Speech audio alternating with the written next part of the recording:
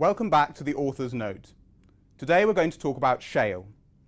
In the last 2 years, US production of oil has, thanks to the shale boom, risen 1.3 million barrels a day.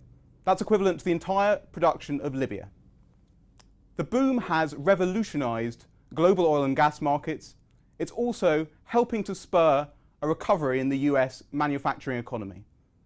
Joining us today to talk about this is Javier Blas, our commodities editor. So Javier, start off, just tell us, what is the shale boom all about? Well, it's a huge increase in US oil and natural gas production, tapping geological structures that previously were very difficult for technical reasons to extract. What companies are doing is drilling vertical wells and then going horizontal, so to reach a lot of the potential pockets of oil. And at the same time, they're injecting fluid inside, and a technique that is called hydraulic fracking. And they are just breaking up the rock, and that is allowing oil to get to the wells. And that is just making that some areas of the United States were producing very little oil, like North Dakota, suddenly they are becoming huge producers of crude oil. I think we can see a chart here of production in North Dakota.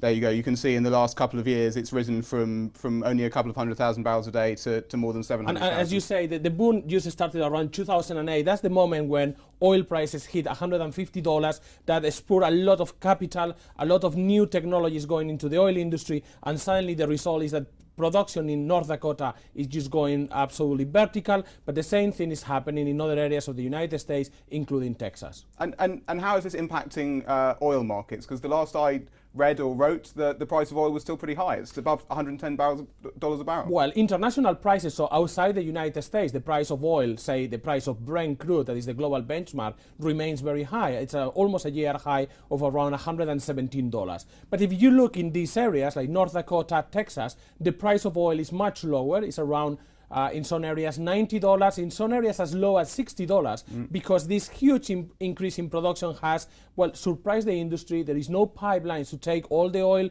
back into the markets, and suddenly there are pockets of regions in the United States where actually there is too much oil. And let's just see the next chart, because I think that this shows the total US oil production. Of course, if that's all happening in a few pockets of the country, then you end up with a lot of oil. Well, you end up with a lot of oil production, and more that is coming. Last year, the annual increase in production in the United States was the highest that we have seen since the oil industry started in the United States in about 150 years. In this chart that is just going back a century, we see that oil production in the United States peaked around the second oil crisis in '79, and since then, with ups and downs, have coming down until 5 years ago, when suddenly production of oil in the United States started to increase very rapidly, just as internal demand, the consumption in the United States was starting to decline. And this combination is just, redrawing the global oil map. So surely this means that at some point it'll impact the global price of oil, and oil prices should start coming down. It sounds like a great news for all of us oil consumers. Well, no, really, because at the moment we have no pipelines to take the oil from the new production centers in North Dakota and other areas of the United States to the coast where it could be exported. In addition, the United States, through several laws, ban or restrict heavily the export of crude oil to overseas markets. So the US is benefiting, the rest of the world is just watching. But the US is still a fairly large importer, is it not? I mean, let's see the next chart. It's still, I think, the world's largest oil importer, is it not? So why should the US start exporting its oil? It still needs to import 9 million barrels a day. The main problem is all about quality and not quantity. The United States, the new production is coming from structures that it produce what is in the industry known as light and sweet. Just to get an example, this oil looks very much like olive oil.